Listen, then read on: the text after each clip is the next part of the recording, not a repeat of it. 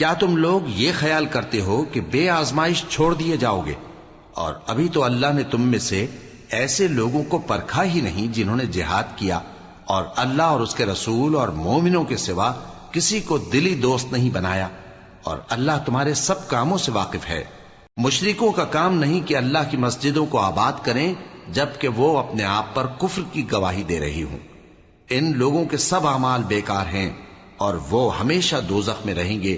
اللہ کی مسجدوں کو تو وہ لوگ آباد کرتے ہیں جو اللہ پر اور روز قیامت پر ایمان لاتے اور نماز پڑھتے اور زکوٰۃ دیتی ہیں، اور اللہ کے سوا کسی سے نہیں ڈرتے۔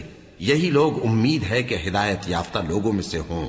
کیا تم نے حاجیوں کو پانی پلانا اور مسجد حرام یعنی خانہ کعبہ کو آباد کرنا اس شخص کے اعمال جیسا خیال کیا ہے جو اللہ اور روز آخر پر ایمان رکھتا ہے اور اللہ کی راہ میں جہاد کرتا ہے؟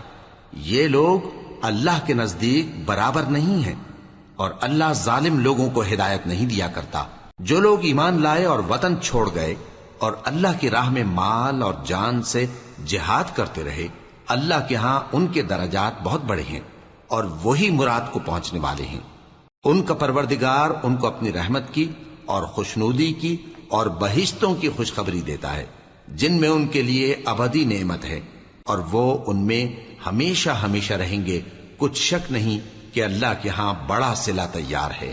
اے اہل ایمان، اگر تمہارے ماں باپ اور بہن بھائی ایمان کے مقابل کفر کو پسند کریں تو ان سے دوستی نہ رکھو، اور جو ان سے دوستی رکھیں گے وہ ظالم ہیں۔